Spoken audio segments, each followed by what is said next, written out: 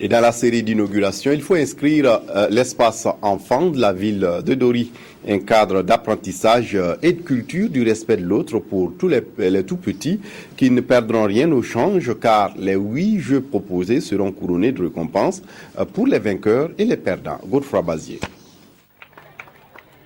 Impliquer les enfants dans les festivités du 11 décembre tout en cultivant en eux un esprit de respect d'autrui et des biens publics, c'est tout l'enjeu de l'espace pour enfants ouvert pour 3 jours et rassemblant plus de 800 enfants. De par les règles du jeu, les acteurs sont obligés à respecter autrui, à privilégier le partage et la vie en société. Soutenu à bout de bras par l'UNICEF, ce cas d'expression pour les tout petits sera constitué de plusieurs jeux qui permettront donc d'éveiller leur imagination et de contribuer à leur inculquer les valeurs de civisme et de citoyenneté.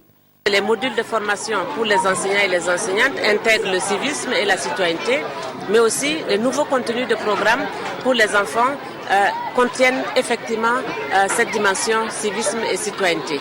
Donc pour que le Burkina vive en paix, il va falloir que chacun change de comportement et que chacun et chacune construise un peu ce processus, bien sûr, de vivre ensemble. Et comme les enfants scolarisés étaient choyés à cette journée, la Banque mondiale a remis des fournitures aux enfants de parents réfugiés. Une reconnaissance des efforts fournis par le gouvernement burkinabé en faveur de l'éducation pour tous. Pour nous, l'éducation n'a pas de frontières. Le fait que les enfants sont déplacés n'est pas une raison pour ne pas continuer la scolarisation. Donc c'est très très important qu'ils continuent à apprendre, qu'ils continuent à vivre en paix. Et c'est une bonne chose qui vient ici pour apprendre les valeurs de partage. Les enfants se souviendront longtemps de la fête de l'indépendance à Dori, qu'elle soit inscrite dans les manuels scolaires ou pas. Et puis un salon de l'artisanat à Dori à la faveur du 11 décembre, une 60aine de stands sur les produits de l'artisanat prêts à accueillir les visiteurs. Le salon se veut la vitrine des produits du Sahel. Drissa Seri. C'est le terrain provincial de Dori Kayam Gold, en partenariat avec le CIAO, a choisi pour dresser les stands de ce premier salon régional de l'artisanat. La société minière basée à Isakan contribue à hauteur de 25 millions de francs CFA pour l'organisation de ce salon.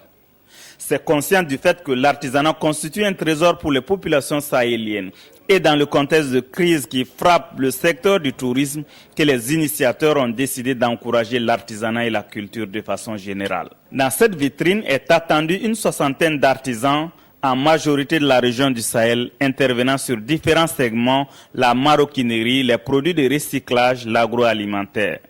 La foire est prévue pour se dérouler durant une semaine.